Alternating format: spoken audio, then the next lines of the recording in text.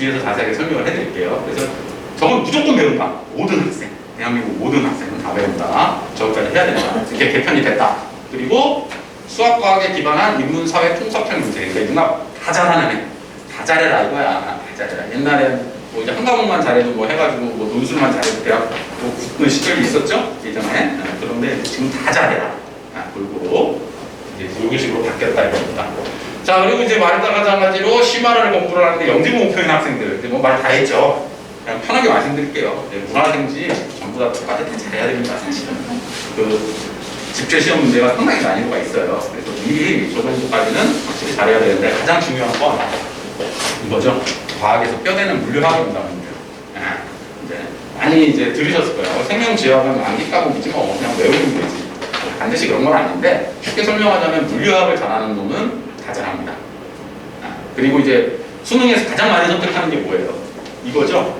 왜 많이 선택할까요? 지구가 반에서 안타깝게도 최하위권 학생들도 수능은 봐야 되잖아요. 그래서 선택을 하는 거죠. 그냥 그래서 많은 겁니다.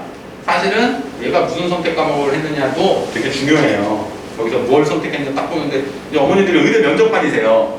이제 의대 면접관이신데 의대 교수님이야. 네, 면접관인데 얘가 의대를 지원을 했는데 지구과학을 했어요. 뽑으시겠어요? 못 보시겠어요? 안 뽑겠죠. 이거 해야죠. 그죠? 그런 게 있습니다.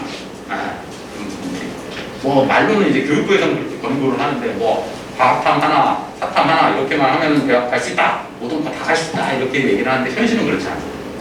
대학에 자율권이 약간은 있습니다. 실제로 뽑을 때. 그런 부분들. 예, 대학 교무처장들이 항상 하는 얘기죠. 가시면 이제 입학 설명 같은 거 가시면 이제 하는 게 누구 뽑으시겠어요? 이렇게 얘기합니다. 가산 좀 줄까요? 안 줄까요? 이렇게 얘기 드려요. 당연한 거죠. 이걸 잘하네. 생투 화투를 했어요. 뭐 투까지는 아니라도 생원 화투를 했어요. 그럼 당연히 이놈 자식은 의대 쪽이구나. 저 어렸을 때부터 이제 그렇게 공부를 해왔구나 하는 거를 이제 다 어필을 합니다. 수능 선택하는 건 봐도 그죠? 그래서 영재 목표일 때는 뭐 이런 걸 다 잘해야 된다. 그런 얘기입니다. 요거부터 끝내고 저는 5학년 올라갔을 때 다 잘해야 된다. 이고 자사고 일반고 최상위 목표. 근데 솔직히 말씀드릴게요. 이게요. 작년에도 이제 파인만 이제 중등부에서 고등부 올라가는데 한 거의 200명 가까이 애들 올려보냈습니다. 애들이. 근데 이제 올라왔는데 거기 애들 선행이 물원투, 파원투, 생명원까지 다 끝나고 올라왔어요. 이제 파인만에서만. 여기 지역이죠. 그러니까 이 지역 분당권 애들 다 뭐 이제 낙생, 뭐 대진, 중앙 이런 데 다 배정받고 간 애들이에요. 걔네들이 영재학교를 갔다 떨어진 애들도 아니고 자사고도 원서 안 쓴 놈들도 그렇게 하고 가요. 올라갈 때. 근데 이제 우리 애기는 중학교 때 학교 과학 성적이 항상 100점이다 이거야. 그리고 올라갔어. 난 천재야. 난 되게 잘해. 난 100점이었어. 딱 올라갔는데 경쟁이 될까 안 될까? 안 되죠. 경쟁이 안 됩니다. 아까 얘기했다시피 통합과학 그거. 통합과학이라는 거 자체가 우롱하고 세번 지원을 다 잘해야지 할 수 있는 과목인데 얘는 벌써 딱 보고서 이거구나. 이 내용이구나. 학교에서 선생님 설명을 알아듣는데 얘는 이제 그때 가서 처음 배우기 시작하는 겁니다. 그 다음 두 번째로는 아시다시피 고등학교 선생님들이 친절하지는 않죠. 초등학교에서 중학교 올라가도 선생님들 별로 안 친절하고 중학교에서 고등학교 올라가면 별로 안 친절하죠. 프린트 몇 장 나눠줘서 알지? 다 배웠지? 학원 다 다니지? 이런 식으로 설명을 하셔요. 그런 분들 많습니다. 물론 아니신 분들도 있고 근데 그런 분들도 있습니다. 근데 이제 선생님을 잘 고를 수는 없잖아요. 대학교 가서 나는 뭐 비과학 선생님한테 배우겠습니다. 이게 안 되니까 그렇게 돼버리면 어떻게 되냐? 미리 많이 한 놈이 잘하게 되겠습니다. 계속 반복하는 놈이 사람의 뇌는 3번 정도는 반복을 해야 알아듣잖아요. 저도 이제 학교에서 공부할 때 계속 반복했어요. 반복을 해야 알아듣지 처음 배울 때 참 모르겠더라고요. 마찬가지인데요. 사실 그 정도까지 합니다 그냥. 원래. 근데 물리학을 가는 깊이 있게 하고 생명과학까지 하는 거죠. 그래서 요거를 준비 한번 해보시는 게 좋다는 게 어차피 고등학교 다 가잖아요. 영재학교를 되는 게 되더라도 되면 좋지만 떨어지더라도 이게 다 없어지는 게 아니라 그대로 안고 고등학교를 가니까 미리 중학교 때 최대로 시간이 있을 때 중학교 때 내신 부담 그렇게 크지 않을 때 선행을 빼놔야 어느 정도 해놔야 이제 수학과 선행을 빼놔야 이제 경쟁이 된다는 거죠.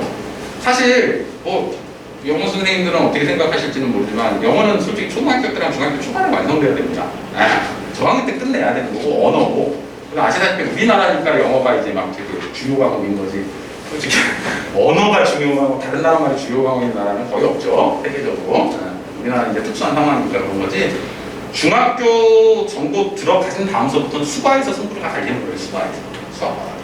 그리고 특히 수학은 뭐 어렸을 때부터 잘해오니까 애들이 잘하는 애들이 많고 어머니들 중요성은 뭐 익히 제가 말씀 안 드려도 잘 아시지만 과학은 많이 급상승합니다. 중학교 때 단순 암기 과목 취급 갔다가 고등학교 올라가 보시면 책 보시면 아시다시피 이제 하이탑 보시면 아시다시피 많이 급상승해요. 그래서 중학교 때 이게 어느 정도 버퍼를 갖지 않고 미리 준비 안 해온 애들은 고등학교 때 가서 확 이렇게 돼버리죠. 꼬꾸라져 버리는 겁니다. 그러다가 이제 나중에 수능 어쩔 수 없이 가야 되니까 이거 선택해서 수능 그런 사태가 벌어지게 됩니다. 그래서 과학은 중학교 때 솔직히 시간 있을 때 많이 해놓으셔야 돼요. 최대로.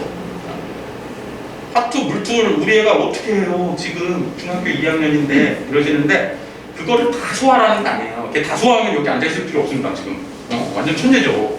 그거를 그날 버퍼를 키우는 적응성을 키우셔야 돼요. 그러니까 보고 그러면 다음번에 한 번 볼 때 훨씬 더 나아진다는 거죠. 근데 고등학교 올라가면 어머니도 아시다시피 할 게 되게 많습니다. 과목별로. 그때 선행 못합니다. 여기 키워보신 분은 아시겠지만 고등학교 때는 내신 치이고 학교 일에 치여가지고 선행 못해요. 선행할 시간이 없습니다. 방학 때 짧게 그건데 선행은 중학교 때 완전히 돼 있어요. 사실 중학교 때 뽑을 만큼 뽑으셔야 되는 거죠. 쫙쫙 진도. 특히 과학 같은 경우 고등 선행을. 그래서 말은 이렇게 써놓기는 했지만 사실은 물원투, 화원투, 생명원까지는 끝내고 가시는 걸 커리큘럼을 잡으셔야 됩니다. 그래야 고등학교 때 올라가서 경쟁력이 생겨요. 왜? 고등학교 올라가면 아시다시피 상대평가잖아요. 내 아이가 다른 아이보다 잘해야 되는 겁니다. 어쩔 수 없이. 또 다 90점 넘는다고 점수가 나오는 게 아니기 때문에. 그렇기 때문에 최대를 뽑아야 되는 것 같아요. 자, 그러면 이제 초등학교 때 과학은 초등과학. 초등학교 때 처음 이제 입학해서 3, 4학년 되고 이제 과학 어떻게 공부해야 되냐. 여기 이제 써있죠. 인간관계 보편성, 흥미와 호기심 자극하는 과정이고 타인의 의견에 대한 존중. 아까 영재론에서 다 강조했던 부분들이죠. 그러니까 초등과학은 뭐냐? 흥미, 호기심. 그래서 책 구성을 보면 우리 예전에 슬기로운 생활, 그렇죠? 그런 거 보시면 이제 그런 식으로 구성이 되겠죠. 흥미랑 이제 실험, 이제 어떻게 주변에서 돌아가느냐, 뭐 이런 부분들에 대해서 흥미와 호기심 자극하고요. 그다음에 타인의 의견에 대한 존중. 이제 아이들 인성이 형성되는 단계이기 때문에 실험할 때 나만 할 거야! 그게 아니라 같이 모여서 어떻게 해보자. 야, 이건 이렇게 해야 돼. 서로 의견 합치하고 뭐 이런 부분을 해도 습득하고요. 논리서술, 그러니까 좀 길게 쓰는 거. 이제 초등학교 때는 그런 연습을 시킵니다. 그 문제들 자체들, 나온 문제들도. 그리고 경험의 폭과 깊이 하면서 실생활 과학 지식. 아주 어려운 거를 일단 주변에 있는 거. 그래야 흥미를 가집니다.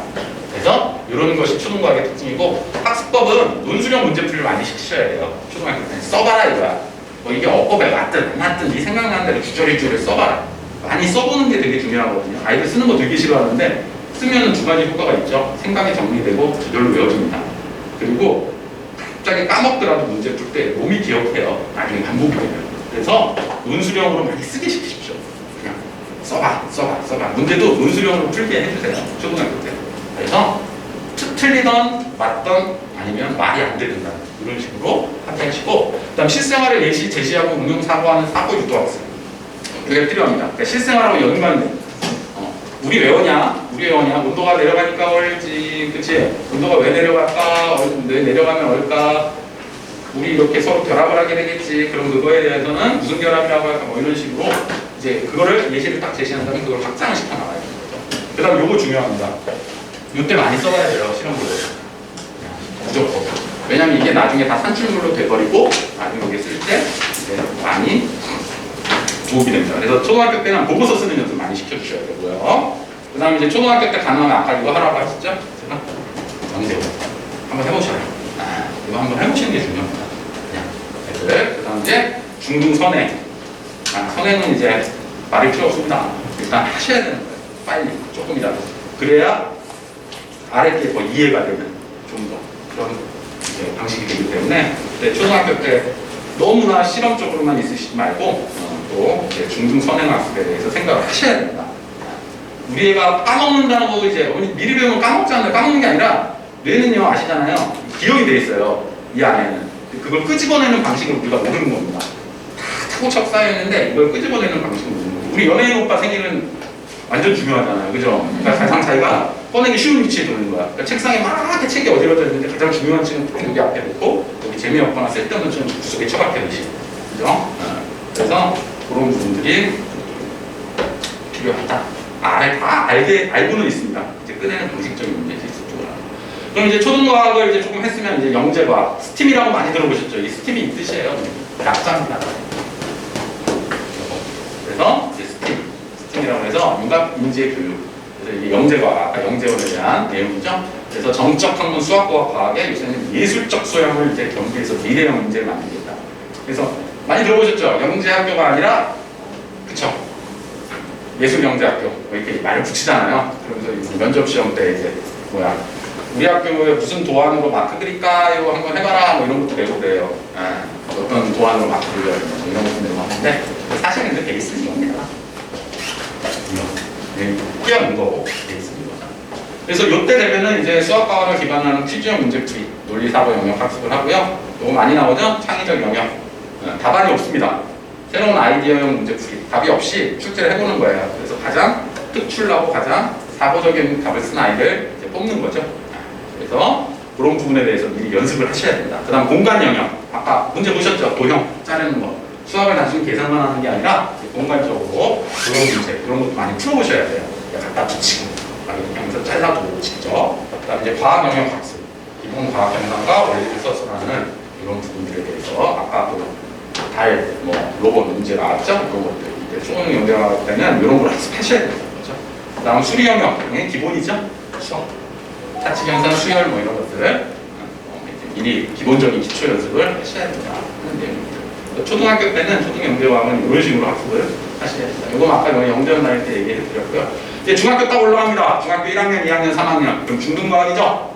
그럼 이제 어떻게 돼요? 갑자기 슬기로운 생활에서 물리, 화학, 생물, 지구과학이 구분이 됩니다. 따다닥 나눠져요. 나눠는 지는데 이게 어떻게 된다?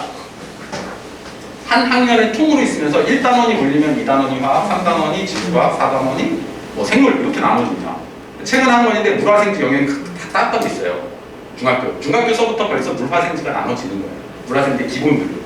그래서 시험 보면 가끔 관심 있으신 분들 이제 책 보시면 1단원 딱 보면은 1단원 대기네 지구과학, 2단원 소화순환이네 생물 이렇게 나눠줍니다. 벌써. 그래서 물화생지가 구분되고 이제 현실적으로 와버렸죠. 중간 기말고사는 집필평가를 하는 겁니다. 이제 시험 보는 거죠. 계산해서 등수 나오고 시험 보는 거. 그래서 중등과학은 이런 현실적으로 시험을 보는 과목이다. 그 다음 이제 학교별 교사별 선호의 유형 특징이 다양하다. 백현중 시험 문제 다르고 순회중 시험 문제 다르고 올해 순회중에 있던 선생님이 백현중으로 갔대요. 그러면 이제 백현중 출제 경향이 또 달라지고 아니 선생님들 특권이죠? 내 마음대로 내겠다 일단. 그래서 교사별 선호 유형이 특징이 되게 다양화됩니다. 문제들이 학교마다 참참합니다. 쉬운 학교에서부터 막 과학이 그냥 100점이 막 20명씩 쏟아지는 학교 있고 어떤 학교는 96점이 정규 1등인 학교 있고 막 이렇게 됩니다. 그리고 이거 되게 좋아하세요. 교과서로 진도 나가기 이제 힘드시니까 프린트로 내보내는 거예요. 이제 그렇죠? 프린트 내보내서 야 프린트 해 그러고 교과서 밑줄만 치고 그래서 이제 프린트로 배부 출제가 되는 경향이 이제 여기서부터 시작됩니다. 고등학교 가면 거의 심각해지는 수준이 되고요. 그래서 교과서는 거의 깨끗한데 프린트만 막 파일에서 막 노출하는 경우 있죠. 선생님이 이제 자신만의 이제 스토리대로 가르치려고 하는 경우가 있습니다. 그럼 어떻게 학습해야 되냐? 이거는 일단 중등과학은 기본적인 개념입니다. 아까 내가 기본 학습할 때 얘기 드렸다시피 실험과 기본 개념인데 기본적인 개념이기 때문에 이게 상당히 중요함에도 불구하고 현실적인 어머니들과 학생들은 이걸 뭐라고 생각하느냐? 암기 과목이라고 생각하죠. 시험 보는 날. 중학교 1, 2, 3 암기 과목. 이제 시험 보기 전에 그냥 3일 전에 막 이제 공부하면서 막 미친듯이 연습장에 세우면서 밑줄 친 거 외우고 나 이번에 90점 맞았어.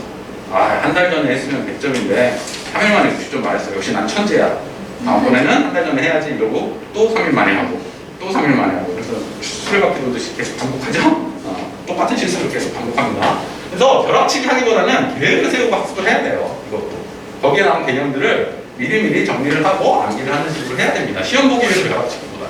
그 다음 아까 제가 얘기했다시피 상위과정 이게 중학교 1, 2, 3학년의 내용인데요. 이게 어머니들 이 내용은 그대로 나옵니다. 오일샤를 그대로 나와요. 물 그대로 나와요. 소화순환 그대로 나와요. 운동에너지, 역학적 에너지, 포텐셜 에너지 다 그대로 나와요. 그러니까 고등과학의 기본이에요. 사실은. 근데 아까 얘기했다시피 고등과학을 알면은 이걸 아는데, 고등학교 내용을 알면 이걸 아는데, 이걸 중학교 때부터 가르치다 보니까 어떻게 돼요? 애들이 외워버리는 거예요. 설명이 안 되니까. 그래서 사실은 되게 중요한 겁니다. 그래서 중학교 과학을 잘하기 위해서는, 학교 내신 점수 잘하기 위해서는 선행하는 애들이 잘하죠. 당연한 거예요. 물리원, 화학원, 생물원, 지구과학원을 배운 애들이 중학교 학교 시험 잘 봐야 돼. 당연한 거예요. 네. 거기 그대로 나오거든요. 이거 뭐야, 물리원에 나오는 건데, 와, 완전 쉽다. 물리원에서 이거 가로놓기 문제 수준 아니야? 이러면서 잘 풀죠. 그렇기 때문에 선행학습을 하는 것이 되게 중요합니다. 사실은. 그 다음, 시험 잘 보는 방법은 중학교 내신 시험을 하면 이렇게 개념을 딱 정리했어요. 학습적으로는. 근데 시험을 잘 보려면 사실 중학교 시험은 실수 줄이기죠.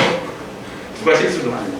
정말 억울할 때가 있어요. 완전 되게 공부 과학적으로 똘똘한 아이인데 얘는 한 개 틀리고 학교 시험 너무 쉽게 내서 뭐 별로 중간도 안 못하는 애는 100점 맞고 이런 경우가 있습니다. 그래서 학교 시험을 잘 보기 위해서는 일단 개념을 머리에 준비를 잘하고 기출 유형이나 학교에서 매년 그 학교에서 내는 기출 유형이나 아니면 노트 써놓고 되게 많이 외우셔야 돼요. 반복적으로 학습을.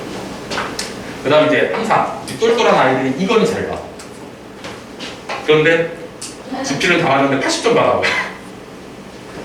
이거 개판친 거죠? 우리 남학생들, 귀염둥이 남학생들은 수행평가에 관심이 없습니다. 그냥 학교에서 점수 선생님이 뭐 점수 주는 거 그냥 다 까먹고 와가지고 학교 선생님이 저를 싫어하나 봐요. 저 왜 이렇게 싫어하는지 모르겠어요. 이러고 있어요. 그래서 수행평가도 잘 써요. 이 수행평가는 조금 어머니들이 신경을 써주셔야 돼요. 남학생들. 여학생들은 아주 잘합니다. 깔끔하게. 지가 근데 남학생들은 그냥 수행평가가 뭔지 그냥 아무 생각이 없죠. 그리고 집필 다 맞았다고 좋아하고 있어요. 점수 안 나오죠. 그래서 이거 조화가 이루어져야 된다. 자, 그 다음에 이제 물리학으로 넘어갑니다. 어머니 이제 물리학. 물리학이 무슨 과목이냐? 자연의 보편 법칙을 이용해서 합법적이고 논리적으로 설명을 하는 말 되게 어렵습니다. 자, 뭐냐? 보편 주식을 추구하는 이론 과학. 사정 과학 과학은 특정 지식을 추구한다. 그러니까 보편적인 거. 우리 주변 현상을 보고 이게 왜 이럴까? 뉴턴 아저씨가 사과가 왜 떨어질까? 나무에서 이렇게 주변 사물에 대한 보편 지식을 추구하는 이론 과학이에요. 그래서 고전 역학이라고 해서 역학 전자기 파동. 이게 핵심이죠? 우리 물리 원투에서 대학교 1학년까지 이것만 배웁니다. 이게 핵심이에요. 고전 역학. 그래서 물리는 세 가지만 한다. 역학, 전자기, 파동. 요게 이제 핵심적인 거고, 양자 역학이 여기에 들어가요. 원자, 이거 화학 쪽인데 요걸 합쳐서 양자 역학이라고 얘기를 해서 체계를 잡습니다. 물리학. 그 다음에 현재 물리학, 아인슈타인 아저씨죠? 상대성 이론, 일반 상대성 이론, 특수 상대성 이론을 첨가하고 여기 수학적 개념을 넣어서 현대의 완벽한 물리학이 형성이 돼서 체계화가 완전히 끝난 과목입니다. 이제 완성이 됐어요, 물리학. 그래서 과학적으로 특징이 보편적 지식을 추구하는 과목에다가 완성이 됐다. 체계가 정확하게 정립한 과목. 그러니까 과학에서 이제 맏형이죠, 맏형. 그런 과목이고, 이 체계화를 바탕으로 고화공학이나 의학 발전에 이제 많이 기여했어요. 엑스선 전기 전자 기계. 그래서 가장 체계적인 학문 중에 하나인데, 학습법은 자, 이 물리 아까 재물포라고 제가 말씀드렸는데 정말 어렵습니다. 근데 이게 자연현상의 이해 및 응용을 필요로 하거든요. 그러니까 무슨 말이냐면 주변의 현상을 관찰하는 방법이 중요해요. 물리를 공부할 때는. 그러니까 이게 왜 이렇게 되느냐, 이게 왜 이렇게 되느냐, 이런 부분들에 대해서 하는 응용하는 것이 중요하고, 두 번째, 그것을 시험을 잘 보기 위해서는 어떻게 된다? 공식화 암기보다는 그래프에서. 물리는 무조건 그래프 보여야 됩니다. 대부분 그래프로 나오거든요. 그럼 아이들의 특징이 뭐냐? X축, Y축에 동그라미를 쳐야 되는데 그것부터 안 돼요. 그러니까 그래프 딱 보고서 X축이 뭐고, X축이 시간이냐, Y축이 속도냐, 시간 거리냐, 그거에 따라 그래프가 달라지거든요. 그래서 항상 제가 아이들에게 강조하는 게 동그라미 쳐. 그래프 나오면 일단 동그라미 치고 시작해. 이거부터 치고 시작해야 돼요. 근데 이게 연습이 안 돼 있어요. 그래프를 해석하는 능력이 되게 중요해요. 애들은 물리 공부할 때 공식만 외워요. 막 와 하죠. 물리는 솔직히요, 오픈북 안 보나 점수가 똑같습니다. 책 펴놓고 시험 봐도요, 똑같이 점수 나와요. 왜 그러냐면 이게 공식은 외워놓으니까 알아요. 공식은 몇 개 안 되니까. 대입을 못 시키는 거야, 어차피. 근데 그 공식들이 다 어디서 나왔다? 그래프에서 나옵니다. 그래프를 해석하면 공식 몰라도 풀 수 있어요. 그 자리에서 만족을 할 수 있어요. 이게 되게 중요해요. 그래서.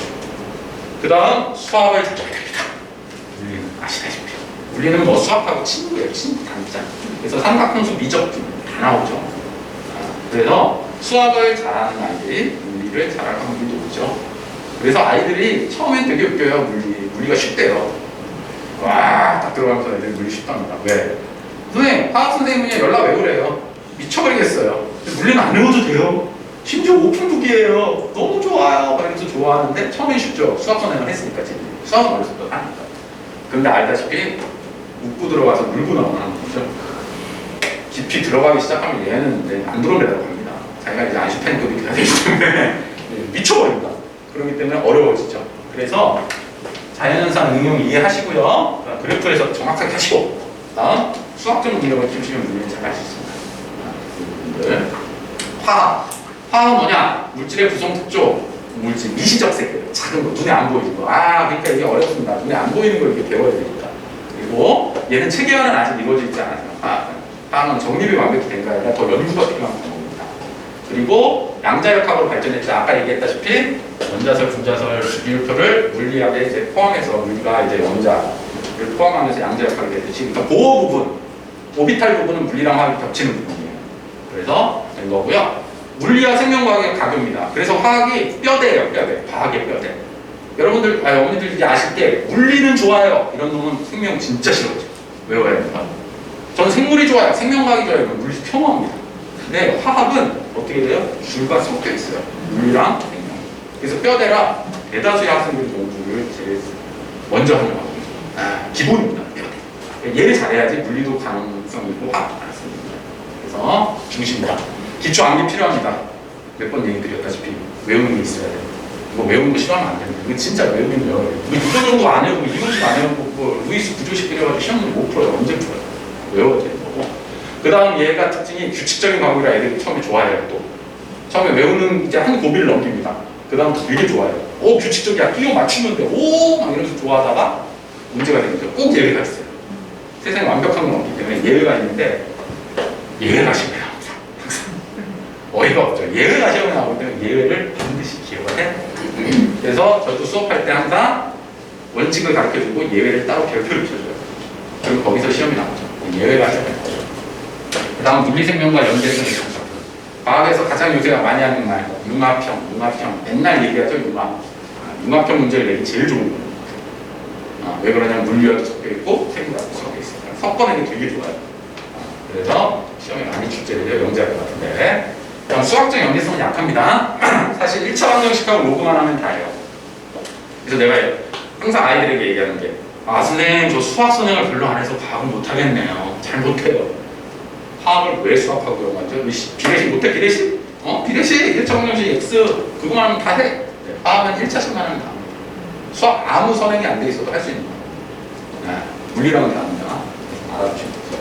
그래서 수학적과 연계성이 약하다. 그래서 화학은 연계성이 큰 파트, 뼈대인 파트를 잘 기억하셔야 된다. 생명과학, 분자 수준의 미시적 관점부터 생태의 것이죠. 요만한 거에서 시작해서 합쳐해서 이만한 걸 만들어내는 거죠. 우리 세포 배우죠? 어머니들? 기관 배우죠? 세포 조직 배우고 기관 배우고 개체 배우죠? 그래서 미시적에서부터 큰 관점 점차 배워져 나가는 과목입니다. 엄청 중요하죠? 왜? 의대 가는 데 핵심입니다. 그래서 얘가 엄청 뜨죠? 그래서 의학 약학의 무조건 가장 기초적인 과목입니다. 생명과학. 그리고 단점이 있어요. 왜 이런 거예요? 세포막을 셀 멤브레인이라고 하거든요. 상투현상 오스모시스. 이게 우리나라 말을 바꾸기가 진짜 애매합니다. 왜? 우리나라 말을 한자에서 많이 왔잖아요. 근데 이거 전부 다 전문 용어들이 영어라 바꾸기 애매해요. 그래서 회기라가 좀 필요합니다. 이거는 교수님들이 하셔야 될 일이고, 생명현상은 물리화학적으로 해석하나 솔직히 화학하고 친구다. 물리화학적으로 해석은 되지만 물리하고는 사실 관계성은 없다. 그래서 화학하고 친구다, 단짝, 화생, 세트다 이렇게 알아보시면 돼요. 그래서 얘는 아시다시피 개념적으로 정확하게 이해를 하고 암기가 필수입니다. 무조건 외우셔야 돼요. 개념적으로 이해를 하고. 근데 어머니들 오해하시는 게 생명과학 다 외우면 되잖아요는 아니에요. 그건 아닙니다. 그렇게 생각하시면 안 되는 게 DNA나 유전, 생명과학원에서 DNA하고 유전 보시면 암기하고 전혀 상관없어요. 이 부분 진짜 이해 잘해야 됩니다. 근데 그 부분이 출제가 많이 돼요. 최근에 알잖아요. 모든 문제에서 암기를 지향하겠다 해서. 그래서 생명과학도 원을 선행을 하시는 게 좋아요. 이것도 아이들이 유전하고 교차, 연관, 독립유전, 연관유전 들어가 버리면 이제 헬기티 열리면서 안드로메다로 가버립니다. 진짜. 그래서 얘도 하는 게 중요하다. 그 다음 단원별로 분리된 기작을 통합으로 한다. 수화순환 배웠죠? 그럼 뭐 배워야 돼요? 이제 수화 배웠으면 순환 배웠고, 순환 배웠으면 호흡 배우고, 호흡 배우면 배설 배우죠. 단원 배우는 다 달라요. 나중에 합쳐서 하나의 인간의 항상성 유지를 위한 생명 자전으로 합쳐서 배웁니다. 그러니까 얘네는 구분해서 시작해서 전체로 나가는 거예요. 그다음 특히 생명추 같은 경우는요, 분자들의 화학적 이해가 필수해서 분자 생물학이라고 해서 완전 뜨고 있죠, 이제 분자 생물학. 그래서 이 부분들이 이해가 필수다. 그래서 화학하고 되게 친구다. 수학적 능력 곱하기 못해도 됩니다. 아무 상관없어요. 아무것도 못해도 수학 숫자 못해도 몰라도 이건 할 수 있어요. 생명과학. 그러니까 전혀 수학적 연계성은 없다. 다음 지구과학. 찬밥을 배우를 많이 봤는데 중요한 부분이긴 합니다. 지질, 수분, 해양, 대리, 천문으로 이루어져 있고요. 물리화학, 생명과학의 뭐예요? 서브예요. 섞여서 나옵니다. 모든 개념들이 서브 개념. 그래서 알아두시면 되고요. 대신 요새는 천문학이 뜨고 있죠. 천문학은 뜨고 있습니다. 그래서 단독적으로 천문학 교류에서 천문학으로 이제 독립시키려는 움직임도 강하고 대학교는 천문학과가 따로 있어요. 아시다시피. 왜? 지구 쪽 내용은 이제 더 이상 알 게 없어요. 다 알려졌습니다. 과학은 새로운 걸 알아내는 과목인데 기본적으로 알려진 게 다 돼버리면 이제 학문적 가치가 약간 떨어져요. 그래서 나중에 어머니들 자녀분이 혹시라도 뭐 생명과학을 전공한다고 그러는데 분류학을 하겠다 이러면 조금 말리셔야 됩니다. 왜 그러냐면 생명과학을 하더라도 유전과학을 해요. 유전공학이나 아니면 생화학 이런 걸 해야지 분류학은 동물분류, 식물분류가 이미 다 분류가 끝나 있잖아요. 연구할 게 없어요. 나중에 취업에도 안 좋고 이제 본인이 뭔가 개척하기가 힘들어요. 화학도 마찬가지예요. 무기화학은 이미 연구가 다 끝나 있어요. 근데 생화학하고 동물생물 이쪽은 앞으로 파란만장하게 연구를 할 수 있는 거죠. 그러니까 그런 부분. 그래서 얘 같은 경우도 천문학 쪽은 수요가 있죠. 그 다음 이제 가설과 이론의 발전 과정에 대한 이해가 필요해요. 가설은 아직 검증되지 않은 걸 말하는 거고 이걸 이론으로 검증되는 이론으로 가는 이런 부분들이 지구과학에 되게 많이 나옵니다. 왜? 완성이 돼 있기 때문에 현재 이론적으로. 그래서 저학년 아이들이 배우기 좀 좋아요. 실험 보고 썼을 때 초등하고 연계돼서 많이 나옵니다. 그 다음 도자기야 풀도 문학 이쪽은 이제 천문 쪽이나 양자역학 쪽으로 빼서 따로 배우는 것도 있고 지질학 해양학은 이제 외우는 겁니다. 그냥 써서 종이 외우는 거고요. 대기 천문학은 물리학과 연계성이 필요하다. 그래서 얘는 물리랑 친구다. 지구과학은 특히 천문 쪽 물리랑 친구다. 해서 알아두시면 되겠죠. 통합과 고일 때 무조건 배우는 건데요. 얘는 이제 사파에 사파, 정파가 아니라 사파. 자연현상의 통합적 이해를 기반으로 해서 과학기술을 발달했다는 미래 예측과 적응 항상 문제에 대한 함정파다. 무슨 말인지 모르겠습니다. 저도 이게 무슨 말이냐? 히스토리 관점이에요. 과학적으로가 아니라 흐름을.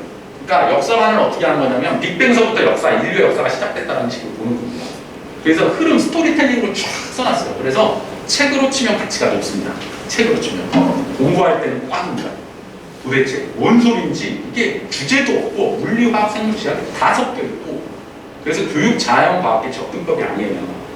과학 쪽을 공부하시는 분들은 얘를 과목 취급을 안 합니다. 사실 그냥 읽는 책이에요. 책, 에세이. 사실 그렇게 만들어 놓은 거예요. 저자분께서 일부러 좀 다양화시켜서 만들어 보겠다. 근데 이게 1학년하고 안 맞죠. 이건 고3 때 배워야 돼요. 차라리 수능 보고 대학교 1학년 올라가 교양. 근데 이거를 해놓고 전국 고1들에게 다 가르쳐. 이렇게 나라에서 만들어 버린 거예요. 다 가르쳐. 고1한테. 무조건 학교에서 시험 보게 돼 있습니다. 내시는 거. 그러니까 어떻게 돼요? 학교 선생님들이 어떻게 할까요? 문제명의 학교 교사별로 제각각. 대표적으로 프린트로 나가는 과목. 그리고 선생님이 나는 이 부분만 나갈 거야. 무슨 이 부분만 시험 되고 저 부분만 시험 되고 자기 마음대로 그냥 가르치라는 부분을 하니까 어쩔 수 없이 가르치면 되겠고 세상에 이건 물원리원, 화학원, 생물원, 지구과학원을 다 알아야 풀 수 있는데 이러고 와서 말똥말똥 앉아있는 순진한 학생들도 있는데 얘한테 어떻게 설명해야 될지 모르겠고 그러니까 프린트로 구분이 나옵니다. 그리고 문제도 전부 다 융합복합이에요. 물화생식 구분이 안 돼요. 막 섞여 있습니다. 그리고 줄기적 흐름을 이해하는 것이 되게 중요해요. 흐름을. 그러니까 물화생지에 대해서 한번 쫙 훑는다라고 생각하죠. 그러니까 얘는 물리화학, 생명지구과학을 선행하는 데 잘할 수밖에 없는 대표적인 구조입니다. 자, 그러면 이것도 중학교 때 뭐 선행을 하면 되지 않을까요? 하시는 어머니들이 있습니다. 근데 얘는 아시다시피 교육과학의 접근법도 아니고 물원, 화원, 생원, 지원을 배우는데 뼈대가 되는 과목도 아니기 때문에 얘는 언제 하시는 거다? 중3 겨울방학 때 하시는 겁니다. 얘가 말 그대로 그냥 1년 딱 하고 잊어버리는 방법이에요. 그러니까 미리 하실 필요가 전혀 없어요. 과학적으로 도움이 안 돼서. 중3 겨울방학 때 대신 중3 겨울방학 때 한 번은 반드시 짚고 넘어가셔야 돼요. 왜 그러냐면 고1 때 내신 중간고사 4월달에 올라가자마자 4월 말 5월 초 시험 딱 봐버리니까 그때 이제 한번 물화생제 선행을 해놓고 스캐닝 수준을 한번 쫙 훑고 가시는 겁니다. 그래서 저희도 이거는 겨울방학 때만 받으면 안 돼요. 지금 들어봤자 아무도 모르는 거기에 지식도 있는 것도 아니고 섞여 있고 흐름이 있고 다 이거를 배워야 알 수 있는 내용이 자체입니다. 그래서 이거는 그런 특수한 과목이다 하는 걸 알아주시면 되겠습니다. 참 안타깝죠. 1학년들한테 근데 혹시 기억나시나요? 예전에 공통과학이라고 학교 다니실 때 배웠을 때 그때는 1단은 물리, 2단은 화학, 생물, 3단은 생물, 4단은 지구과학이라서 딱딱딱 가능한 끊어서 보일 때 통합으로 배웠어요. 예전에는. 근데 얘는 그게 아니라 그냥 흐름을 이렇게 뒤죽박죽 하는 겁니다. 보일 때 안타깝죠. 이걸 배워야 된다는 게. 자, 선호 문제 유형, 저학년 때 개념 연습 문제. 자, 물, 상태변화, 학습 예시 이런 것들 있죠. 중학교 때는 물은 융해라는 걸 배우고요. 그 다음 수소, 융해옥수, 부피감소 변화, 밀도 변화 이걸 보일 때 배우고 융해곡선, 상태변화, 화초에 배우고 깁슨의 자유에너지를 일반화학 배웁니다. 이게 무슨 말이냐면 물은요 상태 변화가 되는데 중학교에서는 녹아요 이렇게 배우는데 고등학교 1학년 수준에 올라가면 수소계라는 성분에서 가운데가 비어요. 그러니까 얘가 부피가 작아지면서 부피가 커지면서 밀도가 작아지면서 물 위에 뜨고 그 위에 이제 북극곰이 놀 수 있는 거죠. 그런데 이거를 화학투에서는 상평형 그래프로 배우는 겁니다. 그래서 중등 과정 이렇게 배우고 보일 때는 이런 식으로 배우고요. 화학투, 상평형 그래프, 고체에서 액체가 되는 거, 유리, 기화 이런 식으로 배우는 겁니다. 일기학일 때 녹는 점, 몇 도냐, 0도, 몇 도냐, 100도 이런 식으로 배우는 거죠. 이게 화투에 나옵니다. 그러니까 이 그래프를 알아야 왜 1기압에서 대기압, 1기압일 때 왜 0도에서 녹나가 나오는 거거든요. 근데 이거는 설명해 줄 수가 없잖아요. 중학교 1학년한테. 그쵸? 그러니까 이걸 알아야 그걸 알 수 있는 거예요. 그리고 일반화학, 깁슨의 자유에너지. 이거 일단 머리 아프니까 넘어갈게요. 자가있습니다. 자, 그래서 이런 식으로 하는 문제들이 되게 많이 나와요. 왜? 전 영역을 아우르고 있고요. 이런 거 면접 때 딱 면접관이 질문하잖아요. 그러면 얘가 선행을 하나도 안 했는데 어떻게 대답할까요? 이렇게 대답하겠죠. 녹아요, 물이. 이 정도 선행을 하면 수소결합 수가 끊어지면서 녹습니다. 이렇게 대답하겠고 상평형 그래프를 얘기하면 얘는 화투를 한 겁니다. 그리고 깁슨의 자유에너지가 딱 나와줘야 대답합니다. 그럼 얘는 일반화까지 하는 겁니다. 면접관들이 알아낼 수 있는 방법은 되게 많습니다. 자소서 하나로. 질문을 딱 해보면 얘가 대답을 어떻게 하느냐에 따라서 얘가 선행이 어느 정도 되는지 알아낼 수 있어요. 그러니까 꼭 자소서에다 수상실적이나 나 선행 어디까지 했어요 안 써도 다 알아냅니다. 방법이 있습니다. 이것도 마찬가지죠. 보일샤를 중학교 1학년 때 나와요. 하지만 화투 내용을 알아야 보샤 문제를 풀 수가 있는 겁니다. 이게 보일샤를 합쳐서 보샤 문제거든요. 이게 무슨 말이냐면 예전에 경기국가고에 나와서 유명해졌던 문제예요. 보일의 법칙하고 샤렐의 법칙이 있는데 이걸 중학교 1학년 때 배우는데 네가 영재라면 이걸 융합해서 보일 샤렐의 법칙을 문제를 풀 수 있다 이거야. 근데 생각해보세요. 3분 안에 그걸 가서 대답해요. 융합시켜서. 듣지 않고는 모릅니다. 미리 해보고 가지 않고 그 자리에서 생각나는 게 없어요. 아인슈타인도 그 자리에서 생각 못할걸요? 한 1년 연구해야 생각하지. 무슨 말이냐면 사실은 이걸 듣고 간 놈은 그 자리에서 이걸 생각했대요. 그래서 이제 애들이 항의를 했어요. 게시판에다가. 그랬더니 뭐라고 대답을 하느냐. 야, 너 보일 알잖아. 우리 중학교 때 나왔잖아. 응? 샤를도 중학교 때 나왔잖아. 네가 영재라면 보일 샤를을 응용해서 유도할 수 있지 않냐. 할 말이 뭐는 거야. 왜? 출제 범위를 벗어나는 거 아니거든요. 출제 범위를 벗어나는 거 아닌가 이거. 보일 샤를은 나오잖아요. 중학교. 참 안타깝죠. 그러면서 하는 건데 사실 선행을 하면 쉽게 푸는데 선행을 안 하면 그걸 그 자리에서 생각하는 거거든요. 자, 이런 문제도 되게 많이 나와요. 삼투현상. 삼투현상은 뭐예요? 저농도에서 고농도로 용매가 이동하는 거죠? 그러니까 우리 짠 음식 먹으면 이제 흡수되죠? 몸 안에? 짜자자. 그런데 이게 화학에서는 삼투압이라고 해서 온온도 곱하기 기체 방식 절대 온도로 표현을 할 수 있어요. 자, 무슨 말이냐? 이런 식으로 저농도에서 고농도로 물이 들어가는 걸 생명과학. 세포망이죠? 우리 몸 안에 있는 세포망. 그래서 물이 왔다 갔다 하는 겁니다. 왜? 안에 들어있는 핵이나 미토콘드리아는 왔다 갔다 할 수는 없어요. 걔네들 왔다 갔다 하는 경우는 어떻게 돼요? 죽죠? 안 되는데 몸은 왔다 갔다 할 수 있다. 근데 이게 생명에서는 이렇게 출제되는데 화학에서는 이렇게 출제되죠. 파이는 CI. 압력으로 출제하는 거야. 그래서 계산을 해라. 압력. 자, 그럼 이런 문제가 왜 좋냐? 화학생들 융합형 문제. 아, 이런 게 나와요. 그러니까 이런 거 엄청 많이 나와요. 시험. 아주 단골로 내는 거죠. 그래서 이런 문제는 학교 선생님들이나 아니면 이제 외부 시험에서 선호한다. 왜? 얘가 화학도 잘하고 생물도 잘하는 걸 알 수 있다. 이게 한 문제예요. 역학적 에너지 뭐죠? 자, 물리죠?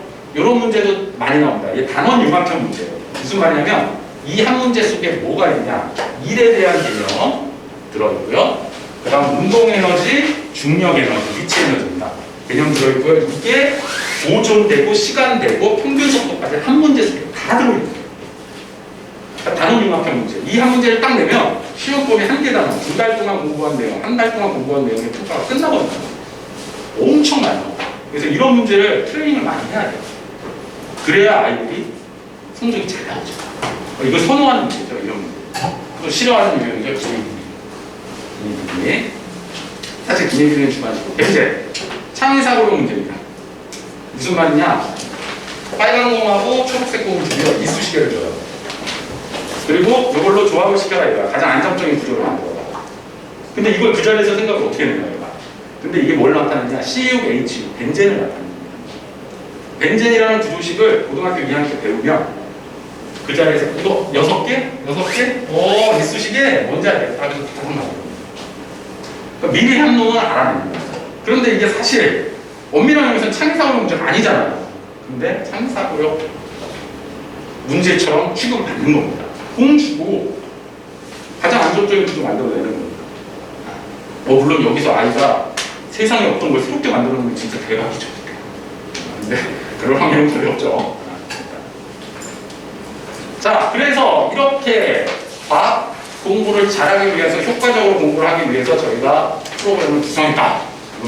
그래서 이제 연과학 과학학습 프로그램, 중등과학서부터 이제 저희가 구성을 한 겁니다. 그래서 초등사고력, 중등실험, 중등내신, 중등과학, 고등과학, 물리학, 과학. 그래서 이렇게 영역을 쫙 해서 저희가 프로그램을 이렇게 구성을 했어요. 파이만이 항상 저희가 이렇게 연구를 하면서 구성을 합니다. 우리 아이들이 어떻게 해야 더 도움이 되는지. 그래서 구성을 한 거고, 지금 보시면 저희는 아시다시피 어머니들 많이 아실 거예요. 관리가 되게 잘 됩니다. 파이만은 관리를 되게 잘해서 항상 주간 테스트를 보고요. 선생님들이 문자도 점수 보내주시고 이 부분 들러다가 부족한 걸 클리닉도 해주시고 그다음에 이제 어머님들하고 수시로 상담도 합니다. 그래서 그런 부분에 대해서 철저하게 내 조카다, 내 동생이다라는 생각으로 관리를 해주고 있어요. 그리고 교재도 일단 과학 기본을 배울 때는 가장 중요하게 아이들 수준에 맞는 걸 만들어줘야 되기 때문에 저희가 기본 교재도 제작을 해서 퀄러티 있게 제작을 해서 아이들에게 가장 효과적인 부분을 가르쳐주고 있습니다. 그래서 아까 얘기한 통합과학식으로 도움이 안 되는 게 아니라 저희는 이제 딱딱 단계별로 맞춰서 자체 제작 교재로 이제 아이들에게 교육을 시켜주고 있죠. 자, 그래서 먼저 저학년 아이들을 위한 프로그램입니다. 아까 효과적인 과학학습법, 기본학습법에 초등융합 영재과학이라고 해서 어떤 아이들이 들어야 되느냐? 자, 초등과학을 기초적으로 배우고 싶은 아이들. 그 다음 두 번째로는 영재원을 준비하고 싶은 아이들에 대해서 12주 동안 여름학기 동안에 R&I 프로 및 창의적 문제로 해서 3시간 동안 진행을 합니다. 그래서 이 부분은 이제 초등생 중에서 이제 나는 초등학과 과학의 기초를 가지고 싶다. 혹은 중등 선행을 하기 위해서 과학 기본을 가지고 싶다. 또 영재원을 대비하고 싶다. 하는 아이들을 위한 이론 수업이에요. 그래서 3시간씩 쭉쭉쭉 진행을 해서 12주 동안 완성을 하고 가을 학기 때 다음 과정, 영재교육은 실전 과정을 가진다. 난 영재원을 가고 싶으면 그 과정 만들 거고요. 그 다음 두 번째는 실험을 이번에 한번 해보고 싶다. 중학교 1학년 내용 실험과학으로 올라가거나 아니면 진짜 교과 내용만 배우고 싶다. 중학교 교과 내신 용어 딱 선행을 하고 싶다면 이 세 단계로 가을 학기 때는 진행을 할 겁니다. 그래서 대상 포커스가 그렇게 되는 아이들이고요. 과학의 이론 기초 학습하고 영재원을 한꺼번에 커버할 수 있는 좋은 프로그램입니다. 그래서 저학년 이제 학생 어머니들은 이 부분 들으시는 것도 괜찮아요. 그래서 반별로 이렇게 쭉 해서 선생님께서 적극적으로 관리를 해주십니다.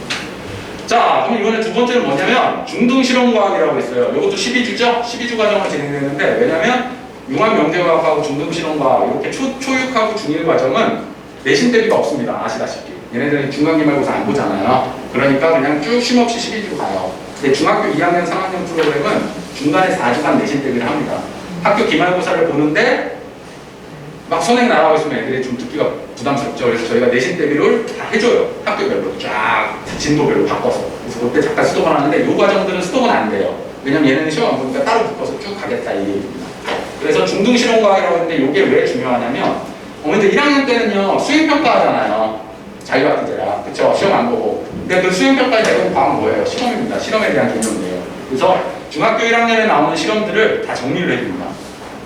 그래서 실험을 하고 여기 실험실을 만들어놨어요. 지금 4층에다가. 그래서 거기에 중학교 1학년 실험들을 하고 실험을 딱 하고도 그 개념을 아까 제가 정리해야 된다고 했죠. 그래서 개념 수업도 따로 해줍니다. 그래서 실험하고 보고서 쓰면서 개념 수업까지 하는 과정이에요. 그래서 이걸 중등 실험과학이라고 하고 실험 내용은 중학교 1학년에 있는 내용들 중점적으로 맞춰서 합니다. 왜? 수행평가랑 포트폴리오랑 이런 거에 도움이 되라고. 그리고 아시다시피 영재원이나 이런 데 나오는 실험들도 중학교 1학년 실험이 되게 많습니다. 중학교 2학년하고 3학년들은 실험적인 내용이 크게 의미는 없어요. 사실은. 그래서 중학교 1학년에 대한 실험을 정리를 해주는 방법이죠. 그래서 이걸 배우고 나면 중학교 2학년이나 중등 기본으로 가게 되는 겁니다. 그래서 이 방도 되게 좋죠. 실험하고 그걸 한꺼번에 잡는 겁니다. 실험하고 개념 내용. 그래서 그런 부분들.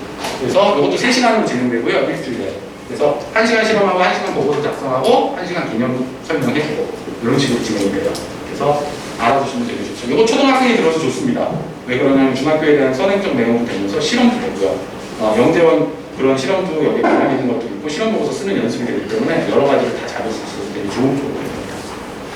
그 다음에 이제 중등 내신과학 이건 뭐냐? 말 그대로 중학교 1학년, 2학년, 3학년을 선행을 하겠다는 겁니다. 중학교 선행. 왜? 초등학생이나 중학교 1학년 아이들 중에 선행이 필요한 아이들이 있어요. 근데 조금 라이트하게 하고 싶어요. 자기는 단계별로 그냥 천천히 물화생지 다 배우면서 라이트하게 학교 그냥 수준의 내용을 미리 다지고 그 다음에 어려운 난이도로 들어가겠다. 그런 학생들을 위한 이제 과정이에요. 그래서 이것도 3시간 과정으로 4시, 7시, 뭐 7시, 10시 이렇게 평일날, 토요일날 12시, 3시 이렇게 깔아놨습니다. 그래서 중학교 1학년과 2학년과 3학년과 이렇게 딱 그 수준에 맞는 학교 내신용 수준으로 이제 만들어 놓은 과학이고요. 그래서 이제 교재를 이걸 바탕으로 이렇게 나가죠. 그래서 1학년 과학을 배웠는데 중1과학 정도 기초 딱 끝낸 다음에 나는 2학년 내신으로 가지 않고 한번 속도를 한번 내보고 싶다. 좀 심화적으로 가고 싶다면 중등과학, 중2/3과학으로 점핑을 하셔도 됩니다. 그건 이제 담임선생님하고 이제 아이 시험을 보고 나서 점수 피드백하고 그 다음 이제 아이 수준하고 어머니들 의사 그 다음 얘가 갑자기 1학년 초등학교 5학년인데 1학년 중1과학까지 배운다고 특목을 욕심내고 싶다. 진도를 좀 빼고 보고 싶다. 그러면 그때 빼서 나가서 되시는 거죠. 그 부분은 이제 담임선생님하고 많이 계속 피드백을 할 겁니다. 자, 그리고 이거 중등과학 실험 보고서예요. 이런 식으로 씁니다. 저희가 쓰게 합니다. 아까 실험을 했으면. 그래서 중등 실험에서는 이런 식으로 실험 보고서를 쓰게 하기 때문에 아이들이 직접 작성하는 능력이 좋아요. 그래서 초등학생들, 중1 실험과학들은 좋습니다. 저학년들 충분히 알아들을 수 있습니다. 그래서 괜찮습니다. 그 다음 이제 중등과학 기본. 이게 이제 저희 자체 교재로 해서 이거의 특징은 뭐냐? 중등과학 기본, 중등과학 심화, 고등과학의 특징은 물리화학만 나갑니다. 왜? 아까 얘기했다시피 물리학의 뼈대예요. 가장 중요한 거, 기본이기 때문에 물리화학만은 저희가 가장 편집을 해서 핵심적으로 자체 교재를 만들어서 그 부분에 대해서 퀄리티를 높이고 아이들에게 도움이 많이 되고자 이렇게 나가는 방식이에요. 그래서 중등 기본, 이 중등 기본은 중학교 1, 2, 3학년에 나오는 물리화학의 핵심적인 기본적인 내용들을 정확하게 짚고 넘어갑니다. 그리고 중등과학 심화는 뭐냐? 기본은 했는데 문제가 안 풀리는 애들이 좀 있어요. 그래서 1, 2, 3학년에 있는 내용 중에 특히 2, 3학년, 1학년 쪽보다는 2, 3학년의 내용 중에 어려운 문제와 개념의 심화적인 부분이 깊게 들어가는 거죠. 이게 기본이라면 이게 조금 이제 아이들의 접근성을 편하게 위해서 만들었다면 이건 내용이 진짜 심화적으로 들어가요. 중학교 수준의 아주 어려운 문제들을 풀어내는 거예요. 그래서 이렇게 들어가는데 아시다시피 지금 요거는 초등 중1용이기 때문에 12주로 가요. 그래서 여기는 중2/3은 들어가지 않습니다. 초등 6하고 중1만 들어가는 일단 반응이에요. 그리고 고등과학은 뭐냐 말 그대로 5일 수준입니다. 아까 제가 얘기해드렸죠. 통합과학 교재를 쓸 수가 없다고. 막 믹스되어 있고 자연과학교육적인 접근법이 아니라 빅스프로 형식이라 의미가 없습니다. 그래서 저희가 자체적으로 고등과학 5일 수준의 교재를 만들어낸 거예요. 그래서 물리화학의 기본적으로 물리원 화학원을 배우기 위해서 기본적으로 내용들을 핵심적으로 5일 수준으로 맞춰서 낸 거죠. 그래서 중등과학 기본을 듣고 중등과학 심화를 듣고 고등과학으로 이렇게 단계를 밟아 나가시는 겁니다. 근데 여기서 워낙 성적이 우수해요. 그럼 일로 점핑을 하실 수도 있어요. 담임선생님하고 상담을 해서. 그래서 이런 식으로 진행이 되는 건데 이것도 마찬가지로 2시간씩 4시간 받으니까 물리 2시간, 화학 2시간 그 다음 중간 테스트 보고요 항상 그 다음 앞에 클리닉이 1시간씩 있습니다. 얘네들. 왜? 조금 이제 선생님이 시험 공부에 대해서 숙제에 대해서 아니면 질문에 대해서 철저하게 관리를 해드려요. 그래서 기본적인, 과학을 처음 배울 때 이제 기본적인 걸 확실하게 잡아주고 있다는 얘기죠. 그래서 이 과정들을 이제 수강을 하시면 이제 좋겠죠. 그래서 중등과학을 다 배웠다면 여기 들어오시면 되고, 중등과학 선행을 좀 한 2학년 정도, 3학년 정도 했는데 좀 미흡하다, 약간. 그리고 좀 애매하다면 여기 들어오시면 되고, 중등과학 선행 아직 안 했다. 한번 해보겠다. 여기 들어오시면 됩니다. 근데 아까 얘기했다시피 라이트하게 학교 내신만 하겠다면 이쪽으로 들어가시는 건데, 그래서 난 깊게 하면서 고등 선생님에서 속도를 빼시겠다 하시면 이쪽으로 들어가시는 거죠. 이게 낫습니다. 그리고 요거는 고등과학인데 요건 중2, 3류. 이제 중2, 3 고등과학, 중학교 2학년 애들, 3학년 애들이 듣는 고등과학입니다. 아까 요거는 초육 중일이 듣는 아이들이고. 그래서 요거는 쉼이 있어요. 스톱이 돼요. 무슨 말이냐면 아까 얘기했다시피 7월 초에서 7월 말 사이에 애들 7월 말에 기말고사 보니까 7월 초부터 내신 대비하다가 잠깐 쉬었다가 뒤에 갑니다. 그래서 요거는 한 10주, 9주, 10주 과정. 아까 그 12주 과정. 그리고 이거 중등과학 기본, 중등과학 심화, 이것도 중2, 3. 아까 똑같은 프로그램이죠? 고등과학이 쫙 깔려있고요. 이런 것들을 프로그램을 보시면 되고, 고등과학까지 배우셨어요. 자, 그래서 이건 고1 수준은 돼. 그럼 이제 드디어 화학원, 물리원으로 들어가게 됩니다. 그래서 화학원, 물리원으로 들어가면 말 그대로 고2들이 배우는 화학원을 정리를 하는 단계이고요. 교재는 저희는 이제 하이탑을 씁니다. 그래서 최상위권 학생들을 위해서도 하이탑을 쓰지만 또 만약에 우리 아이가 최상위권은 아닌데 화학원을 하고 싶다. 그렇죠? 그래서 그런 아이들을 또 위해서 보조로 서브노트를 만들어요. 좀 쉽게. 그래서 양쪽 다 커버를 할 수 있게 해줍니다. 자, 무슨 말이냐면 더 어려운 문제를 풀고 싶은 아이들은 클리닉 시간 때 또 어려운 문제를 질문을 받아주고, 그죠? 그리고 이제 조금 처진다 싶은 아이들은 클리닉 시간 때 서브노트를 활용을 합니다. 또. 그래서 서브노트의 기본적인 개념도 있어요. 그래서 선생님이 그것도 다 잡아줍니다. 그래서 화학원에 대한 내용에 대한 것이거든요. 그래서 하이탑이라고 해서 이제 완전 어려운 것만 가르치는 건 아니고요. 어려운 거와 쉬운 내용을 병행해서 양쪽 다 아이들이 잘 나갈 수 있도록 이제 선생님들이 신경을 써서 가르쳐 드려요. 그래서 이 부분에서 화학원 진행을 하면 화학원 과정이 끝나면 이제 다음 과정 화학2입니다. 화학2 진행이 되겠죠? 그죠? 2를 진행이 되는데 어머니들 가끔 질문하신다. 화학원다 왜 화학원 심화가 없느냐? 여러분 어머니들 화학은요 1에도 4나오면 나오고요 2에도 4나오면 나오고요 1에도 4년이 나오고요 2에도 4년이 나와요.